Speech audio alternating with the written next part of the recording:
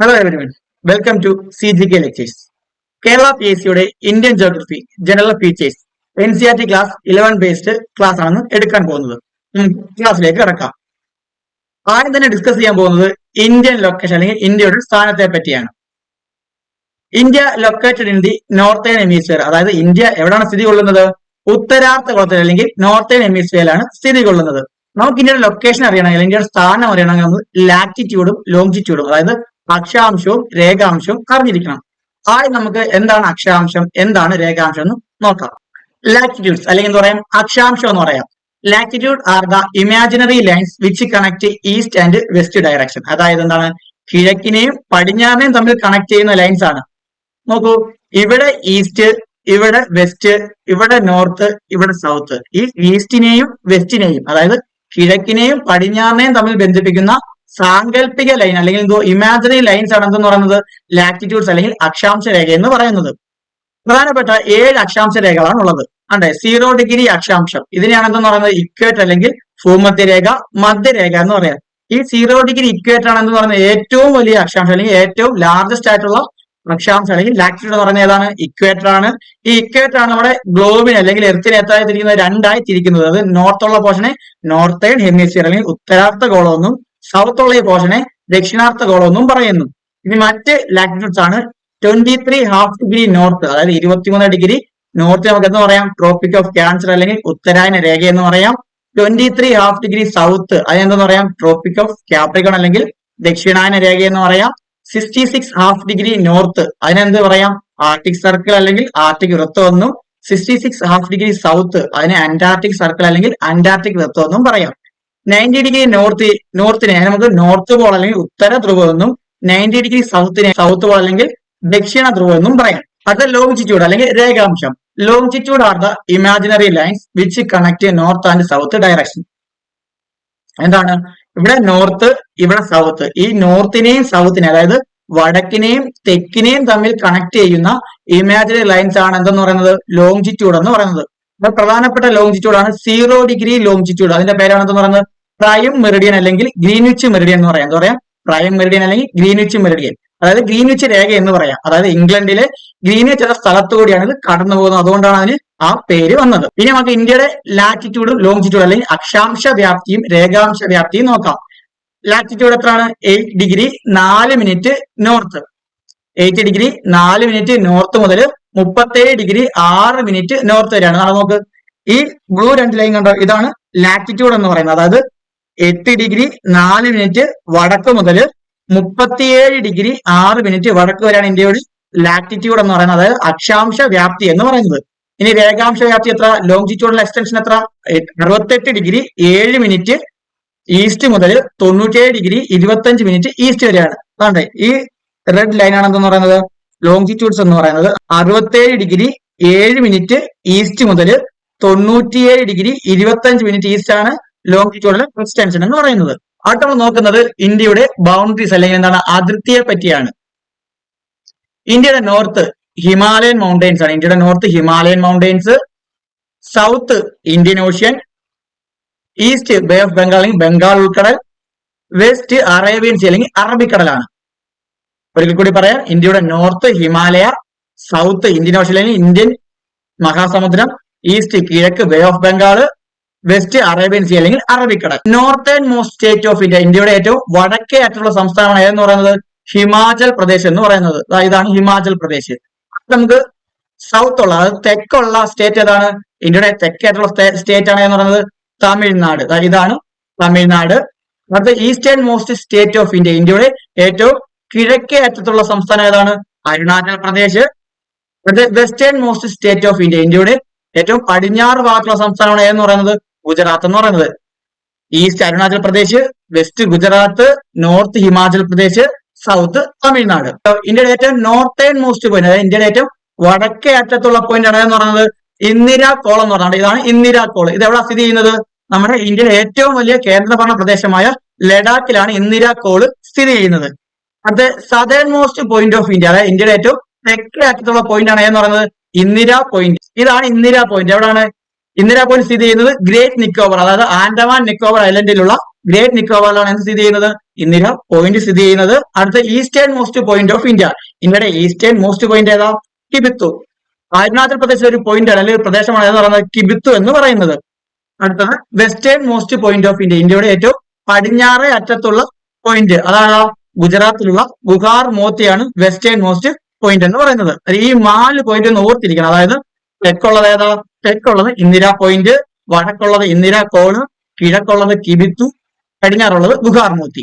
അടുത്തായി നോക്കാൻ പോകുന്നത് ഇന്ത്യയുടെ ചില ദൂരങ്ങളെ പറ്റിയാണ്. അതായത് നോർത്ത് മുതൽ സൗത്ത് വരെയുള്ള ദൂരം എത്രയാണ്? 3214 കിലോമീറ്റർ ആണ്. 3214 കിലോമീറ്റർ. അതായത് ഏറ്റവും നോർത്തുള്ള ഇന്ദിര കോള് മുതൽ തെക്കുള്ള കന്യാകുമാരി വരെയുള്ള ദൂരമാണ് എത്ര? 3214 കിലോമീറ്റർ എന്ന് പറയുന്നത്. ഇനി ഈസ്റ്റ് മുതൽ വെസ്റ്റ് വരെ ബുഹാർ മോത്തി മുതൽ കിബിത്ത് വരെയുള്ള ദൂരമാണ് എത്ര പറയുന്നത്? 2933 കിലോമീറ്റർ പറയുന്നത്. ഈ ഇന്ത്യയുടെ ടോട്ടൽ ഏരിയ അതായത് ടോട്ടൽ വിസ്തൃതി എന്ന് പറഞ്ഞാൽ എത്ര? 32,87,263 കിലോമീറ്റർ. അതായത് 3.28 മില്യൺ സ്ക്വയർ കിലോമീറ്റർ ആണ് ഇന്ത്യയുടെ ടോട്ടൽ വിസ്തൃതി എന്ന് പറയുന്നത്.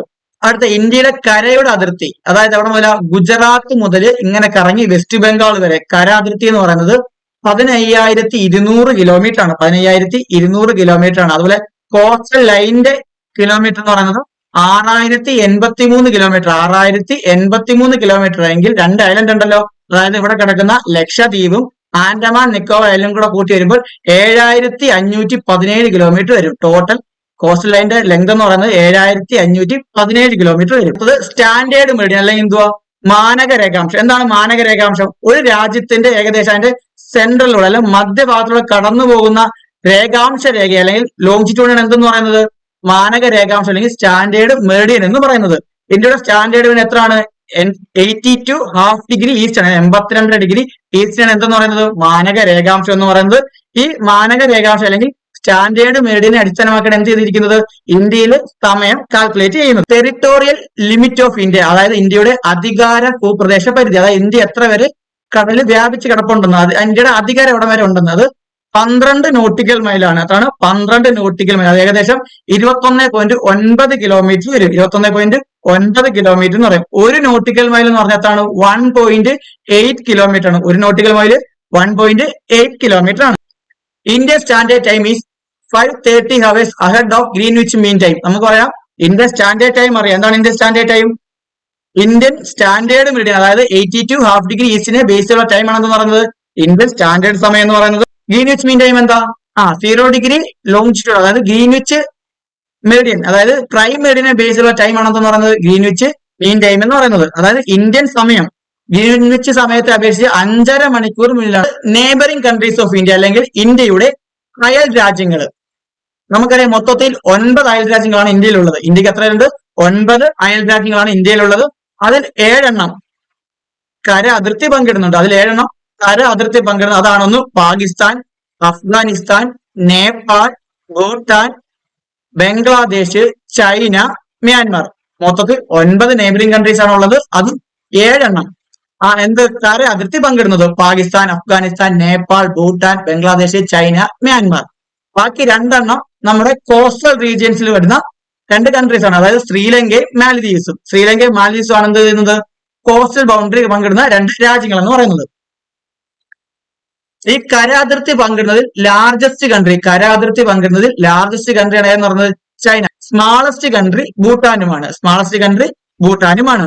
ഇനി ഏറ്റവും കൂടുതൽ മോസ്റ്റ് ഷെയർ ചെയ്യുന്നത് കര അതിർത്തി കൂടുതൽ പങ്കുവയ്ക്കുന്ന രാജ്യമാണ് ബംഗ്ലാദേശ്. കര അതിർത്തി കൂടുതൽ പങ്കുവെക്കുന്നത് ബംഗ്ലാദേശ്. ഏറ്റവും കുറച്ച് ലീസ്റ്റ് ഷെയർ ചെയ്യുന്നത് അഫ്ഗാനിസ്ഥാനുമാണ്. ഈ 9 എണ്ണത്തിന്റെ കാര്യത്തിൽ നോക്കുവാണെങ്കിൽ എന്ത് ചെയ്യും? ഏറ്റവും വലിയ രാജ്യം ചൈനയും ചെറുത് മാലദ്വീപ്സുമാണ്. ഓർത്തിരിക്കണം. ട്രോപ്പിക് ഓഫ് ക്യാൻസർ അല്ലെങ്കിൽ ഉത്തരായന രേഖയെ പറ്റി ഒരു പ്രധാനപ്പെട്ട ഒരു പോയിന്റ് ഓർത്തിരിക്കാം. Latitude that pass through the India, അതായത് ഇന്ത്യയിലൂടെ കടന്നു പോകുന്ന ഒരേ ഒരു അക്ഷാംശ രേഖയാണ് ഏതെന്ന് പറയുന്നത്? ട്രോപ്പിക് ഓഫ് ക്യാൻസർ അല്ലെങ്കിൽ ഉത്തരായന രേഖ. 23.5 ഡിഗ്രി നോർത്ത് അല്ലെങ്കിൽ ട്രോപ്പിക് ഓഫ് ക്യാൻസർ ആണ് ഇന്ത്യയിലൂടെ കടന്നു പോകുന്നത്. ഏതൊക്കെ സ്റ്റേറ്റ്സ് കടന്നു പോകുന്ന നോക്കാം. ഒന്ന് മധ്യപ്രദേശ്. ഈ റെഡി കാണിച്ചാണ് മധ്യപ്രദേശ്,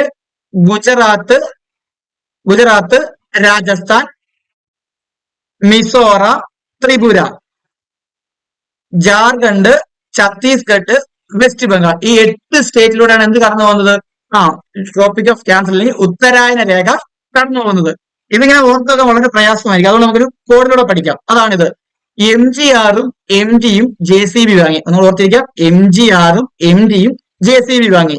അതെ, MGR-ലെ M Madhya Pradesh, G Gujarat, R Rajasthan, MD-യിലെ M Mizoram, T Tripura, JCB J Jharkhand, C Chhattisgarh, West Bengal. ഒരിക്കൽ ഓർത്തിരിക്കാം. MGR-ഉം MD-യും എന്ത് വാങ്ങി? JCB വാങ്ങി. എന്നാൽ 8 സ്റ്റേറ്റ് ആണ് എന്ത് കടന്നു പോകുന്നത്? ഉത്തരായന രേഖ കടന്നു പോകുന്നത് 8 സ്റ്റേറ്റ്സിൽ കൂടെയാണ്. Cardinal position of India. വലുപ്പത്തിൽ ഇന്ത്യയുടെ സ്ഥാനം 7ാമത്തെ സ്ഥാനമാണ്. 195 രാജ്യങ്ങളാണ് ലോകത്തിലുള്ളത്. അതിൽ 7ാമത്തെ സ്ഥാനമാണ് ഇന്ത്യക്കുള്ളത്. എന്നാൽ ഇന്ത്യയുടെ സ്ഥാനം മാത്രം അറിഞ്ഞിരുന്നാൽ പോരാ, മറ്റ് 10 രാജ്യങ്ങളും അറിഞ്ഞിരിക്കണം. അതിൽ ഫസ്റ്റ് വരുന്നത് റഷ്യ, 2ാമത്തെ സ്ഥാനം കാനഡ, 3ാമതായി വരുന്നത് അമേരിക്ക, 4ാമത്തെ സ്ഥാനം ചൈന, 5ാമതായി വരുന്നത് ബ്രസീല്, 6ാമത്തെ സ്ഥാനം ഓസ്ട്രേലിയ, 7ാമതായി വരുന്നത് ഇന്ത്യ, 8ാമത്തത് അർജന്റീന, 9ായി വരുന്നത് കസാഖിസ്ഥാൻ, 10 അൾജീരിയ. 2.4% ഏരിയയിൽ ഇന്ത്യ കോൺട്രിബ്യൂട്ട് ചെയ്യുന്നത്. ഒരു കൂടെ പറയാം, 2.4% ആണ് എന്ത് ചെയ്യുന്നത്? ഇന്ത്യ വേൾഡില് കോൺട്രിബ്യൂട്ട് ചെയ്യുന്നത്. ജനസംഖ്യ അല്ലെങ്കിൽ പോപ്പുലേഷൻ 2022 UN-ന്റെ കണക്ക് പ്രകാരം 2022 UN-ന്റെ കണക്ക് പ്രകാരം ഉള്ള ഓർഡറാണ് അവിടെ കൊടുത്തിരിക്കുന്നത്. ഫസ്റ്റ് പൊസിഷനിലുള്ളത് ഇന്ത്യയാണ്, 2ാമത് ചൈന, 3ാമത്തെ സ്ഥാനം അമേരിക്ക, 4ാമത് ഇന്തോനേഷ്യ, 5ാമത്തെ സ്ഥാനം പാകിസ്ഥാൻ, 6ാമത് നൈജീരിയ, 7ാമത്തെ സ്ഥാനം ബ്രസീല്, 8ാമത്തെ സ്ഥാനം ബംഗ്ലാദേശ്, 9ആയിട്ട് വരുന്നത് റഷ്യ, 10ാമത്തെ സ്ഥാനം മെക്സിക്കോ. പക്ഷെ 2011 സെൻസസ് പ്രകാരം 1ാം സ്ഥാനം ചൈനയ്ക്കും 2ാം സ്ഥാനം ഇന്ത്യക്കുമാണ്. എന്നാൽ 2022 UN-ന്റെ റിപ്പോർട്ട് പ്രകാരമാണ് 1ാം സ്ഥാനം ഇന്ത്യ, 2ാം സ്ഥാനം ചൈന. അത് എപ്പോഴും ഓർത്തിരിക്കണം. ഈ വേൾഡ് പോപ്പുലേഷനിൽ 17.76% ആണ് എന്ത് ചെയ്യുന്നത്? ഇന്ത്യയുടെ കോൺട്രിബ്യൂഷൻ എന്ന് പറയുന്നത്. അടുത്ത നമുക്ക് നോക്കാം. ഇന്ത്യൻ ഉപഭൂഖണ്ഡം അല്ലെങ്കിൽ ഇന്ത്യൻ സബ് കോണ്ടിനെന്റ്. നമുക്കറിയാം, ഇന്ത്യ നമുക്ക് എന്ത് പറയാം? ഒരു സബ് കോണ്ടിനെന്റ് എന്ന് പറയാം, അല്ലെങ്കിൽ ഇന്ത്യൻ ഉപഭൂഖണ്ഡം എന്ന് പറയാം. ഈ ഉപഭൂഖണ്ഡത്തിൽ പ്രധാനമായും 7 രാജ്യങ്ങളാണ് വരുന്നത്. ഇന്ത്യ ഉൾപ്പെടെ 7 രാജ്യങ്ങളാണ് വരുന്നത്. 1 ഇന്ത്യ, 2 പാകിസ്ഥാൻ, 3ാമത്തത് നേപ്പാള്, 4ാമത്തത് ഭൂട്ടാൻ, 5ാമത്തത് ബംഗ്ലാദേശ്, 6 ശ്രീലങ്ക, 7ാമത്തെ മാൽദീവ്സ്. എത്ര? 7 രാജ്യങ്ങളാണ് ഇന്ത്യൻ സബ് കോണ്ടിനകത്ത് വരുന്നത്. ഇതിനകത്ത് ഏറ്റവും വലിയ രാജ്യം ഇന്ത്യയും ഏറ്റവും ചെറിയ രാജ്യം മാൽദീവ്സുമാണ്. ഏറ്റവും വലിയ രാജ്യം ഇന്ത്യയും ഏറ്റവും ചെറിയ രാജ്യം മാൽദീവ്സുമാണ്. നമുക്ക് ഇതുമായി ബന്ധപ്പെട്ട് കുറെ ക്വസ്റ്റ്യൻസ് ഓൾറെഡി നിങ്ങൾക്ക് അറിയാവുന്ന ക്വസ്റ്റ്യൻസ് ആണ്, എങ്കിൽ നമുക്കൊന്ന് നോക്കാം. Largest state in India. ഇന്ത്യയിലെ ഏറ്റവും വലിയ സംസ്ഥാനം ഏതാ? രാജസ്ഥാനാണ് ഇന്ത്യയിലെ ഏറ്റവും വലിയ സംസ്ഥാനം. അടുത്തത് സ്മാളസ്റ്റ് സ്റ്റേറ്റ് ഇൻ ഇന്ത്യ. ഇന്ത്യയിലെ ഏറ്റവും ചെറിയ സംസ്ഥാനം ഗോവ. അടുത്ത ഇതൊരു വളരെ പ്രധാനപ്പെട്ട ഒരു ക്വസ്റ്റ്യൻ ആണ് കേട്ടോ.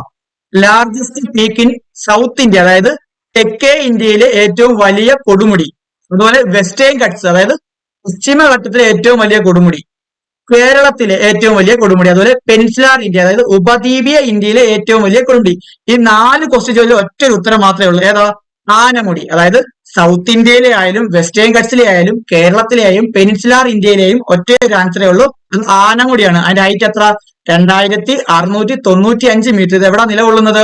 നമ്മുടെ കേരളത്തിലെ ഇടുക്കി ജില്ലയിലാണ് നിലകൊള്ളുന്നത്. അടുത്ത ക്വസ്റ്റ്യൻ നോക്കാം. Oldest mountain range in India. ഇന്ത്യയിലെ ഏറ്റവും പഴക്കം ചെന്ന അല്ലെങ്കിൽ പ്രാചീന പർവ്വതനിര ഏതാണെന്ന്? ഏതാ? ആരവല്ലി പർവ്വതനിരയാണ് ഇന്ത്യയിലെ ഏറ്റവും പഴക്കം ചെന്ന പർവ്വതനിര.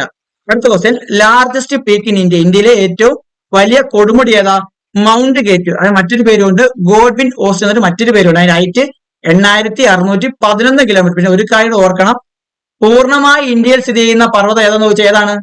അത് കാഞ്ചൻജംഗയാണ്. പൂർണ്ണമായി ഇന്ത്യയിൽ സ്ഥിതി ചെയ്യുന്ന കൊടുമുടിയാണ് കാഞ്ചൻജംഗ. പക്ഷെ മൗണ്ട് കേറ്റോ? ഇന്ത്യയിലെ ഏറ്റവും വലിയ കൊടുമുടിയാണ് മൗണ്ട് കേറ്റ്. പക്ഷെ കുറച്ച് ഭാഗം എവിടെ കിടക്കുക? കാശ്മീരിൽ കിടക്കുക. ലാർജസ്റ്റ് പീക്ക് ഏതാ? മൗണ്ട് കേറ്റു. അടുത്ത question. Largest river in peninsular India, അതായത് ഇന്ത്യൻ ഉപദ്വീപിലെ ഏറ്റവും വലിയ നദി ഏതാ? ഗോദാവരി. അതിന്റെ ലെങ്ത് എന്ന് പറയുന്നത് 1465 kilometre. Largest river in India Ganga river, 2525 kilometre ആണ് ഗംഗയുടെ ലെങ്ത് എന്ന് പറയുന്നത്. ഇത്രയും കാര്യങ്ങളാണ് നമ്മൾ ഇന്ന് ഈ ഒരു ക്ലാസ്സിലൂടെ ഡിസ്കസ് ചെയ്തത്. എല്ലാവർക്കും മനസ്സിലായെന്ന് പ്രതീക്ഷിക്കുന്നു.